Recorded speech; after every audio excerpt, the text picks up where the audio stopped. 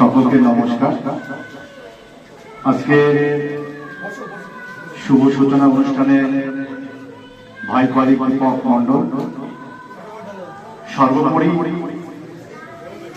আজকের যে উৎসব, সেই উৎসবে আগত যাত্রাপ্রেমী এবং যারা এই সুন্দরী এখন সুন্দরবনে অভিনয় করবে সকলকে রথযাত্রা এবং নরসিংহপুর খেয়ালি নাট্য সংস্থার পক্ষ থেকে ধন্যবাদ জানাই। আজকে বিশেষ এক মুহূর্তে আমরা উপস্থিত হয়েছি।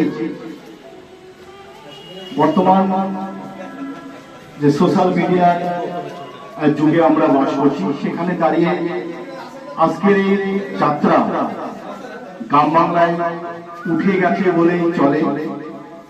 তবু আমরা এই যাত্রাকে আগামী দিনে আবারও ফিরিয়ে আনা যায় কিনা সেই চেষ্টা আমরা করছি। পাশাপাশি আপনারাও সহযোগিতা হাত বাড়িয়ে দেবেন।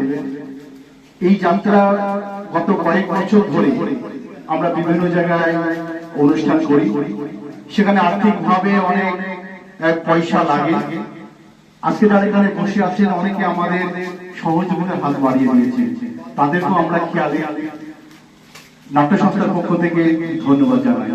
আজকে যারা এসেছেন আমাদের নিমন্ত্রণে, তাদেরকেও বিশেষ করে খেয়ালি নাট্য সংস্থার পক্ষ থেকে আমরা ধন্যবাদ জানাই। আগামী দিনে এই সুন্দরী এখন সুন্দরবনে আমরা আরো ভালোভাবে করতে পারি, সে নির্দেশনা এবং সহযোগিতা, সব রকমের সহযোগিতা হাত বাড়িয়ে দেবেন এই আশা আমরা খেয়ালি নাট্য সংস্থার পক্ষ থেকে রাখছি।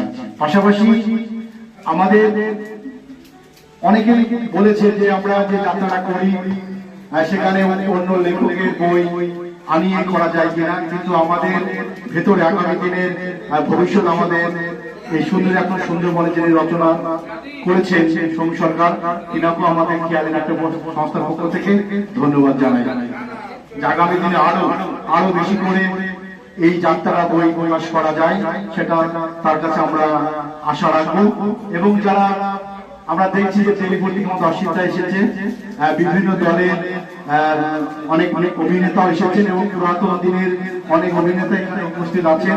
তিনাদেরকেও বলবো যে আমরা ছোটরা একজন শিশু যেভাবে প্রাইমারিতে যায়, প্রথমে যেমন কথা শেখে, ঠিক তেমনি ভাবে আমরা যাত্রা জগতে ঠিক কথা শেখার মতো যারা অভিজ্ঞ অভিনেতা এখানে আছেন বা যারা এই যাত্রার অনুগামী বা অনুরাগী বা অনুপ্রেমী, তিনাদের